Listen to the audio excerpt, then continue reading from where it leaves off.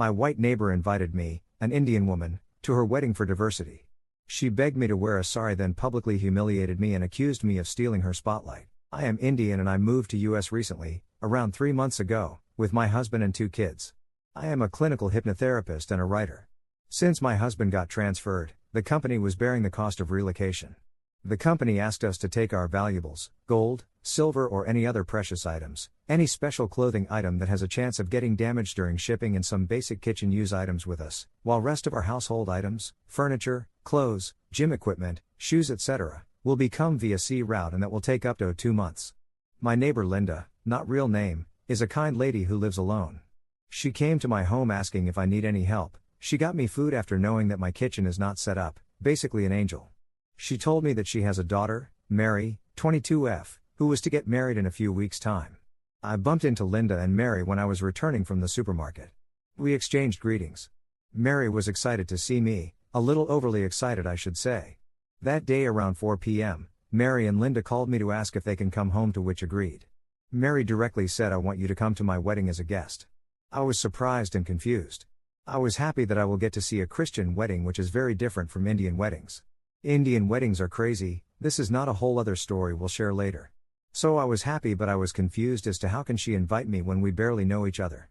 I honestly told Mary that I am new to the country, I am not aware of the cultural practices followed here, of what is appropriate and what's not, though I have seen a lot of videos and I have a vague idea how not to be a bad person in a wedding. I also told Mary that I don't have all my party wear clothes except a few saris which are for special occasions. She told me not to worry, she wants variety and diversity in her wedding, and her bridesmaid too are not all white. She has 5 bridesmaid, 1 Asian, 1 black and 3 normal, read white. She also told me that it will be better if I come in a traditional Indian attire. Again, I knew from online videos that one must not wear white to a wedding. So I did not want to take any chance and showed her all 3 party wear saris that I had. 1. A Banarasi handloom pure silk sari with hand embroidered golden work. This sari is very weddingish. It was dark pink/magenta with gold details. 2. A cream-colored sari with golden horizontal lines, and the edges of the sari were frilly and made out of cream-colored satin with golden embroidery. 3. A pink and orange ombre or shaded, not able to explain, pure silk sari from another state in India. Handloom again. I showed these to Mary and asked her to choose what to wear and when. She suggested that I should wear the cream and gold sari for the ceremony and the magenta one for reception. I was a little surprised because cream would have looked close to white, but she insisted. So I agreed. I don't put much makeup. And since the saris are heavy and have so many details, a subtle makeup makes for a good balance. Anyway, the day came and I went to the ceremony. Dressed as she asked me to. For makeup, I did not want it to spend, so I did my own basic makeup with a tint cream/foundation, face powder, kajal, kohl, a small bindi, stick-on dot on the forehead, tinted lip balm, and for jewelry I had earring and bangles. I kept my hair open. My hair is not that great. No styling at all, only shampoo and conditioned hair. Now, it is to be noted that I was not aware of practices like assigning a particular seat to guests and gifts to be given from the registry. Also, I was tight on budget due to relocation and all. But Mary had mentioned that she likes Indian traditional home decor item, and I had bought new brassware. A large lotus-shaped brass bowl can be used in many way home decor with scented water and floating candles, serving platter, any kitchen use. It also had some hand-painted details on the outer rim.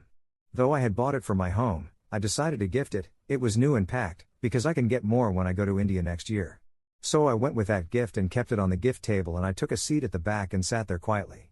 Linda came and she took me to introduce to her family and friends. Everyone complimented me and my outfit, my makeup, and also my polite behavior. The turning point: the photographer there came to me personally and asked me if she can take my singles in various poses and backgrounds because she was new in the business and having an Indian model. I am not anything like a model, I am 5.3 and plump, with traditional attire will help her get business from expats or other communities too. I had an idea that they charge per photo and I did not want Mary to pay for my singles, so I politely declined. After a few minutes, Mary came to me with the photographer and told me to go ahead with those photos since the photographer won't charge any money for that. Photographer was getting a free model.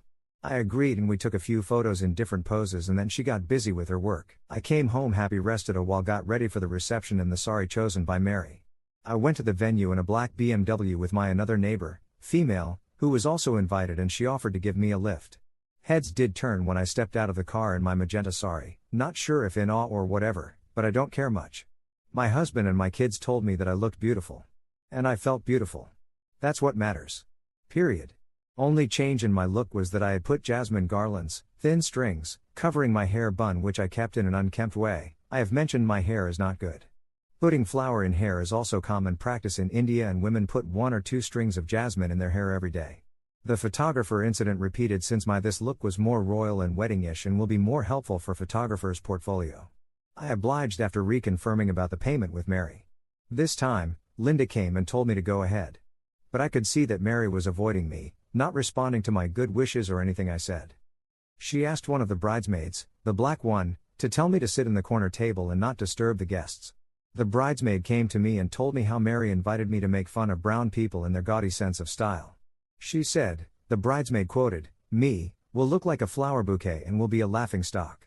If only, me, could come to the venue riding an elephant."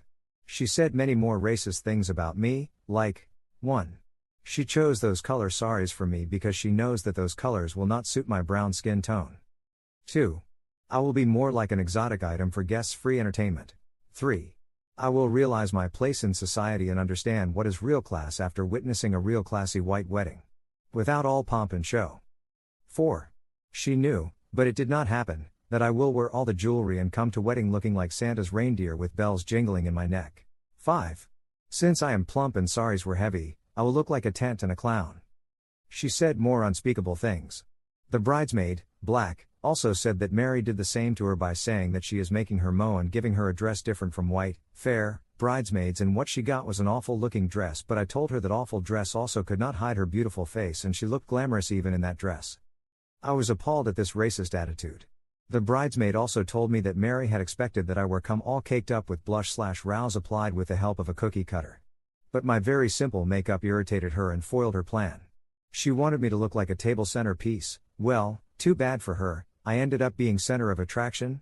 Anyway, the ceremony vibe also repeated where people walked up to me and talked to me nicely. They asked what I did and my interests and work.